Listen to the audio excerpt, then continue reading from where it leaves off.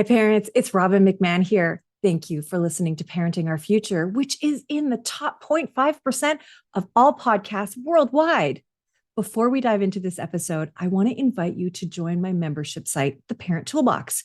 You can join this membership for free. It's at www.parent-toolbox.com. And this is the companion site to my show, Parenting Our Future. In the Parent Toolbox, you will find game-changing tools and resources from both myself and my guest experts who are among some of the top minds in the parenting space. There are over 100 resources to help you navigate screen time, co-parenting, meltdown, teenagers, and so much more. Join today at www.parent-toolbox.com. Now back to the show. Okay, everybody, we're talking about something that we all know about, and I think that we don't know as much as we could know about it, and that's bedwetting. Bedwetting in our kids, we think, okay, if they're a toddler, it's probably going to happen, and we do lots of things to guard against it. But what if bedwetting lasts longer than just in the toddler years? What could be going on in those cases? So I'm really excited to invite to my show today, Dr. Danielle Sweeney, who is a board certified pediatric urologist from Austin, Texas. Mm-hmm. She is also a member of the faculty of Texas Children's Hospital, and she is here to talk to us about all things bedwetting and what we can do to kind of cope with it, deal with it, and understand it better. And I want to ask her some of the questions that I think that I know about bedwetting that maybe are right and maybe aren't right. And she's also a mom of two. She's got a teenager and a 12-year-old. Mm-hmm. So she is in it. She is in it like us. So I just want to welcome you. Thank you so much for being here, Dr. Sweeney. Well, thank you so much for having me.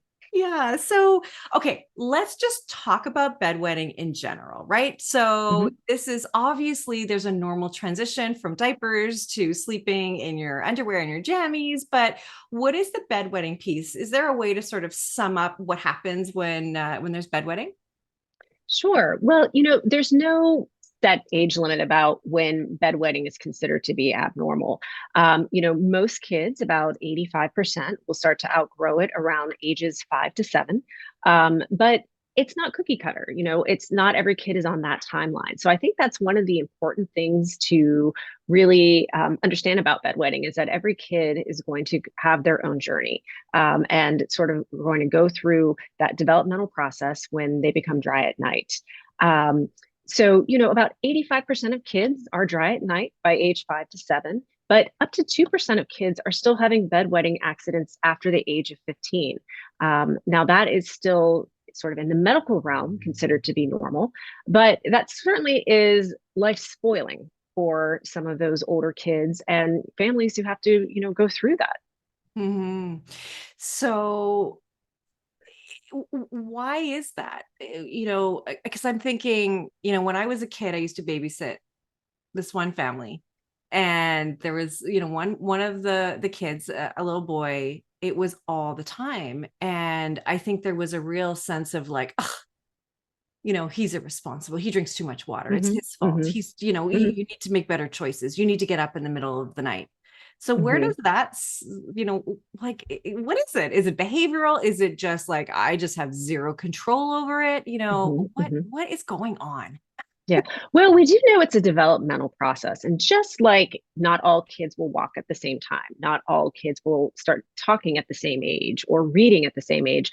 Bedwetting is a little bit about like that. And sometimes we do know that there's a developmental piece to it.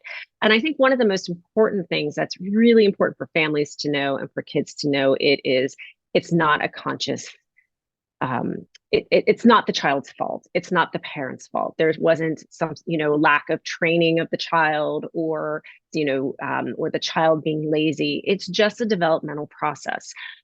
We know that bedwetting does run in families. So if you have a family member that had bedwetting accidents, there's a good chance that it could run in your family with your children. And around the age when that family member outgrew it is a good indicator when your child might outgrow it, if it does run in certain families. But I think it's really important to know it's really not the child's fault. I like to think of it a little bit like snoring. Why do people snore? there could be lots of reasons for it, but it's not often a conscious decision. And bedwetting is a lot like that. And I think that's sort of important to realize. Um, there's different theories about the development of the bladder and maturity of the Mhm. bladder. We don't have a clear cut cause, but we do know a lot of just developmental readiness in children is a big indicator with bedwetting. Mm. Yeah, and I think that's probably the piece of information that I thought I knew about, maybe don't Mhm. know, is there sort of a physical and development that hasn't caught up to a child's cognitive ability, right? And so what I hear you saying is maybe not, we don't really know, but it's developmental, and this can also run in families. And Mhm. so Mhm. all that you need to know is it's not the child's fault, and it's not my fault as a parent, which I think is a really important thing to stress, because of course we're going to go to blame, right? That's just what we do, Mhm. instead of just accepting it and then trying to come up with some strategies to cope with it. Absolutely. And that's why I call it a life spoiling type of, Yeah. issue, Yeah. because it affects the whole family. It can affect the self-esteem of a child. I think as parents, when our children are upset or suffering, you know, or your child can't do a sleepover like the rest of his Yeah. friends, like that breaks your heart. And so I think as parents, we sometimes, we weigh that burden on our shoulders, and it can be tough for the whole family. Yeah. Well, that's thank you for stressing that again. A life spoiling issue. I just wrote that down and like underlined Mhm. it, because that really is true. And it's not just for the kid, it's for mom and dad too, right? Absolutely. Yeah. And then we get desperate and we go into things like punishment, like, well, then you're going to clean your own bed, or now you're going to have to, smell like pee, or I mean, we can do some pretty Right. nasty things, which just makes it even worse. It does. It does. And we do know that in periods of stress, bedwetting can be worse. And so that's one thing I always emphasize to a lot of my families is that never blame the child, never punish the child. Mm. You're going to have much better outcomes if you start framing the positive things instead of, the negatives. So for example, I always say, if you have a dry night, celebrate that. Like that's Mhm. amazing. If you have a wet night, I say ignore it. I mean, you're going to Mm. have setbacks sometimes. And I think, the more you focus on the negative, I think that's sort of the mindset, and that really can affect outcomes. There was a study that was published that talked a little bit about education around families and the understanding of that it's not your fault, it's not the child's fault, and really being empathetic. And those Mhm. children actually had better long-term outcomes of outgrowing the bedwetting than those who focused more on the negative. Mm. So it's really important really tell these kids it's not your fault. Mm. This is just something your body is going through, and we're going to go through it together, and we're going to have some highs and we're going to have some lows, and we might take 2 steps forward, 1 step back, but we're going to make it through Mm. this, and we're going to help you with this. And I think as long as the kids understand that, your outcomes are much better. Yeah. Yeah. Uh, yeah. I love the empathy piece, and I love that you liken it to snoring as well. I think Yeah. that's a really great comparison to make, because of course that's not your fault. That's just what's happening when you're Just asleep, right? happens. Exactly. Yeah. Why can't we just, make things easier on ourselves and just accept it? Absolutely. Like we can just be so tough. So, okay. So what is, you mentioned, there's going to be,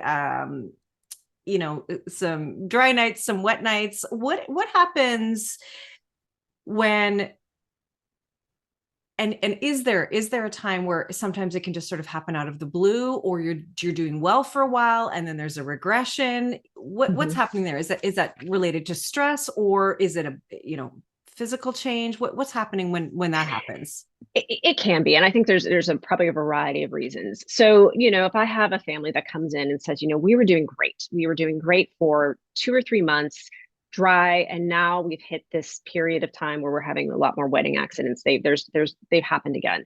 I think there's a lot of sort of things we have to look at. One is what's going on with the family. If you say, oh, Mhm. we just moved to our house, and there's a new baby in the house, and I just started working again, and there's been this shift in the household. Sometimes that can cause it. One thing that a lot of families don't think of, which is actually very common and can affect bedwetting, is constipation. So I like to ask a lot of questions surrounding, well, how are you pooping? What are your bowel habits? What do your stool look like? And I think a lot of families are a little taken aback by that, because they said, well, what does that have to do with bedwetting?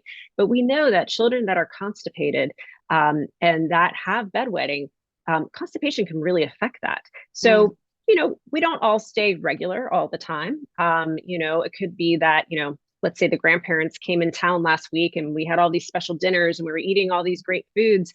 And now we're a little constipated. That can cause an uptick in bedwetting. Mm. Um, Sometimes just a change in habits. Like I had an athlete who, practice shifted later in the evening, drinking a ton of water. And they were getting most of their hydration in the evening hours prior to bedtime. And we kind of shifted some things around, and we realized that was sort of the cause, the uptick in these things. So it's really kind of trying to find out what is going on at home, what is going on with the child. Have there been any new major changes, and sort of addressing it that way. So this might be a dumb question, but how exactly does stress equal bedwetting? That's a great question. And I don't know if we have the exact answer for that, but we know that, just stress can affect sleep cycles. Just Mm. as, when any of us get stressed out, oftentimes we say, I'm just not sleeping well. Yeah, just like my sleep pattern has changed. Sometimes some of those changes in sleep patterns can affect how bedwetting can be. And it's a lot of what goes on in the self-conscious when we sleep. It's like I said, it's not a conscious thing that we're aware of, but stress can affect the body in Hmm. many different ways. Yeah. Yeah. I mean, there's no doubt about that. Yeah. And it's Yeah. interesting why some people it would come manifest itself as bedwetting versus something different, right? Maybe Yeah, your child has absolutely. OCD or anxiety or something Yeah, like that, right? So totally. yeah. Okay, that's really interesting. So um what do you say when a family comes in and says, okay, we've got a child who is bedwetting and Hmm. they are not a toddler anymore, they're older, Hmm. they're in that 2%. The first thing you do is look at what's going on with the family, right? Hmm. Where are their stressors? What's going on, with the child themselves too? Yes. What's going on, in terms of constipation and or schedule, those kinds of things. And Hmm. then what Hmm. do you do? Well, certainly we want to make sure we're not missing any medical causes. And so, if we go through a full assessment and we find that, there are no daytime wetting accidents or no other Mm. urologic complaints, or it's just really isolated to bedtime, wetting at night. The first thing we do is we look at how can we change certain behaviors. So the first thing we do is really recommend what's called fluid shifting. So fluid shifting was something I kind of alluded to a little bit, and it's sort of, when do you take the most of your water or fluid Mhm. intake? We recommend doing 40% in the morning hours, so from the time you wake up till about lunchtime. The second 40% from about noon until about 4 p.m., and then 20% prior to bedtime, but cutting off around 3 to 4 hours before bedtime. You don't want to cut it off fluid intake too soon, because then you get thirsty at night. And then those Yeah. children are going to be drinking at night, and then Yeah. not quite helping that. But if you could kind of fluid shift where you'd have 80% of your fluid intake for the day prior to about 4 or 5 p.m., um, that really does help. The other thing is kind of taking a look at voiding patterns. You'd be surprised how many children do not use the toilet before they go to bed. And so I always say that should be, before your head hits the pillow, the last thing you should do is go to the bathroom and make sure that your bladder is empty. And that is actually a really helpful strategy. We also recommend, avoiding things like caffeinated beverages, sodas, anything that can be sort of irritating to the bladder and also sort of a stimulant to the bladder. we want to avoid those things as well. So those are some really simple things. Now, does that work for everybody? No. And so after we've sort of established that maybe behavioral, if a patient says, we are following this to the T, we are getting all our fluid intake early in the day, we're emptying our bladder, we're not constipated, we're still having wetting accidents. I think in those children, then we start to talk about what our other options are. Sometimes that's medication. Sometimes that's conditioning, like a bedwetting alarm. And we kind of look at, see what sort of fits best for the family and what their goals and objectives are. And we really want to customize the best treatment option. So one of the things that I know you say is that when you talked about medical conditions, right, you have this wonderful handout for everybody here, and the parent toolbox, and it's really tips on coping with bedwetting, and you do say that you have to rule out things like bladder or kidney problems, UTIs, diabetes, sleep apnea, ADHD. Yes. Right. Those yes. can create a situation where there's increased bedwetting. Absolutely. And through a thorough assessment, through questions and, a simple urinalysis, which is us as urologists do as a routine, with our visits, that's a routine thing for us to do. We can tease out many different medical issues that can cause that. But that's extremely important. And I think, your pediatrician, your family doctor, any health practitioner that you're going to go see with this problem should be asking some of these screening questions that would alert us to the fact that, hey, this isn't garden variety bedwetting. This is actually something else going on. The good news is it's pretty easy to tease that out. So you did mention a bedwetting alarm. So yes. I feel like, well, maybe I missed that when my kids were little. So yes. What is that? Tell me about that. So the bedwetting alarm is it's a fantastic tool. However, it is not for every family. Okay. Because it requires it sometimes can work over a 3-month period, so it's not a quick fix. Number two, it is something, it's a conditioning tool. So basically it conditions the body to listen to these internal cues to stop bedwetting. Now, just like its name says, it's an alarm. So it is loud, it goes off, it's going to go off in the middle of the night. And if you have a family that lives in close quarters or a child that shares a bedroom with a sibling, everybody's getting woken up by this. So sometimes that is not the best option for all families.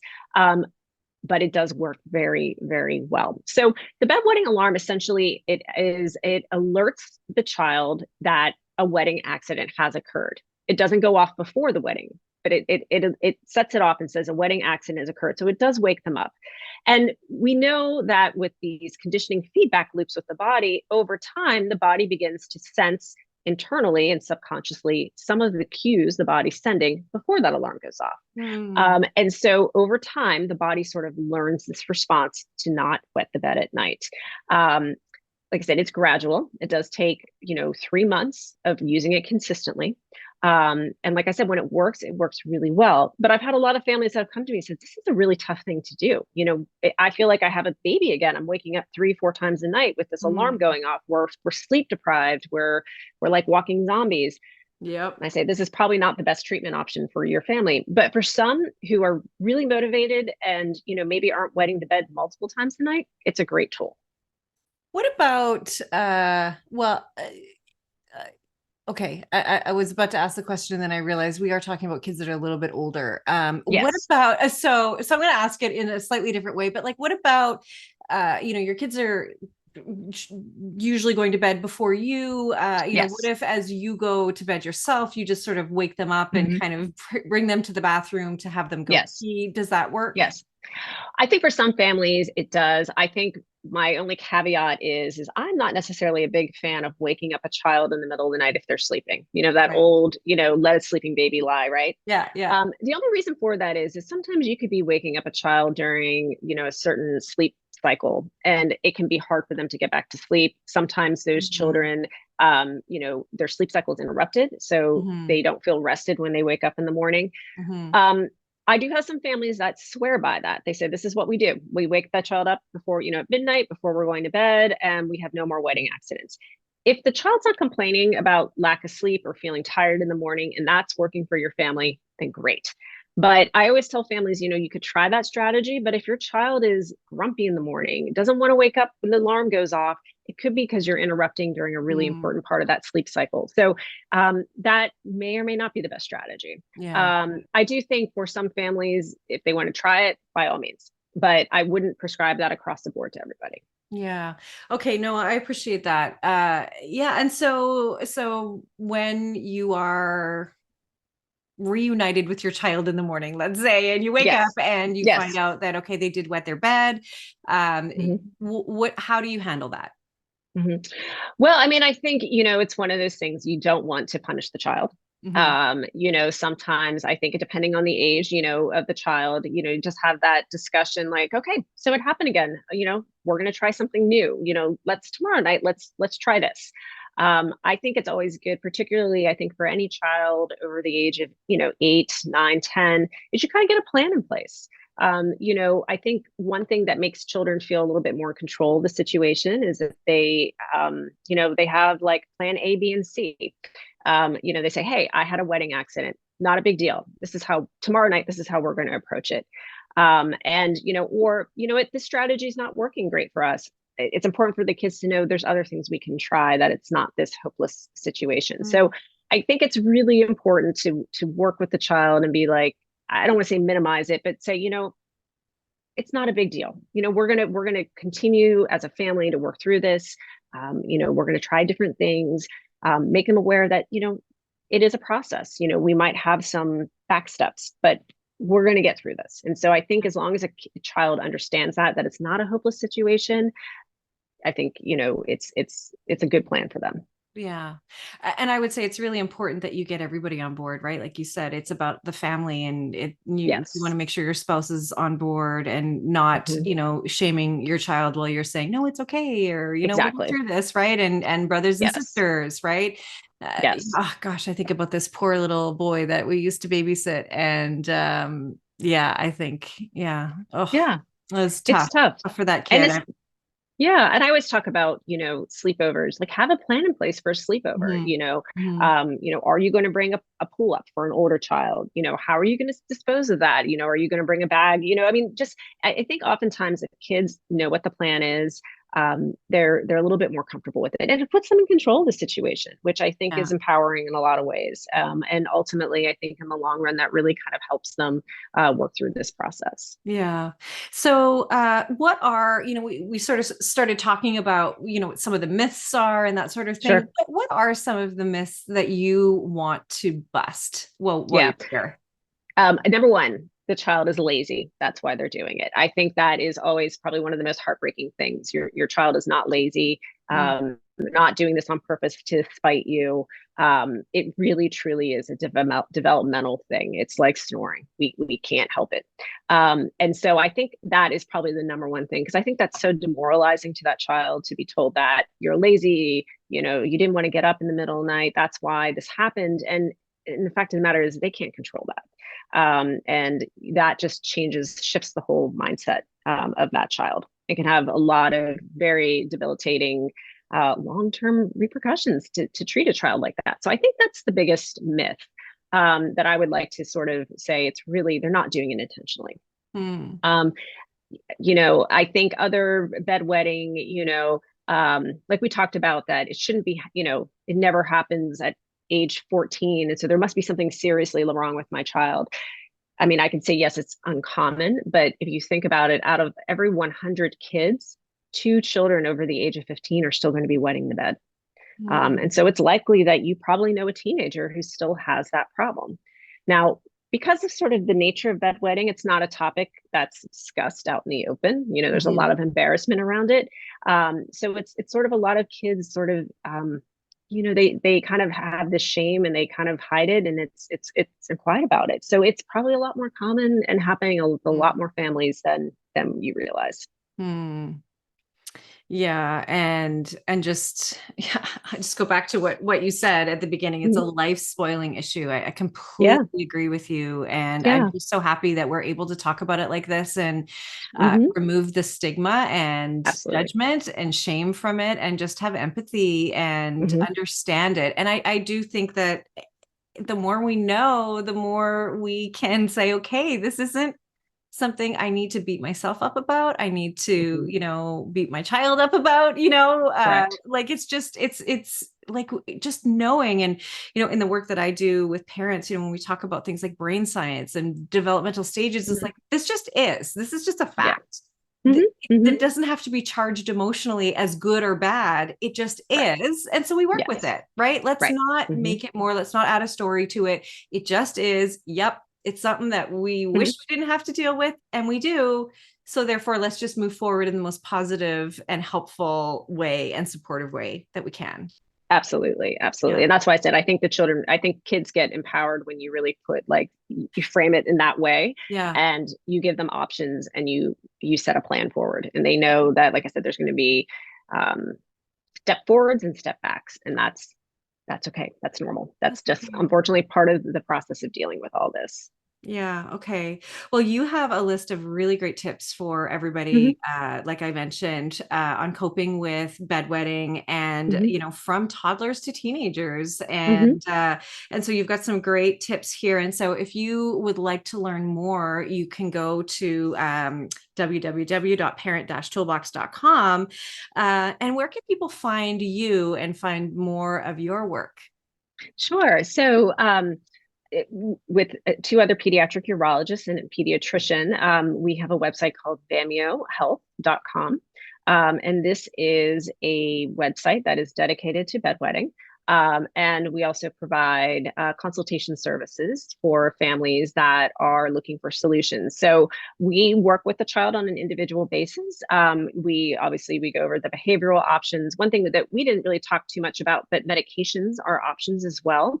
Okay. And we have some good options there.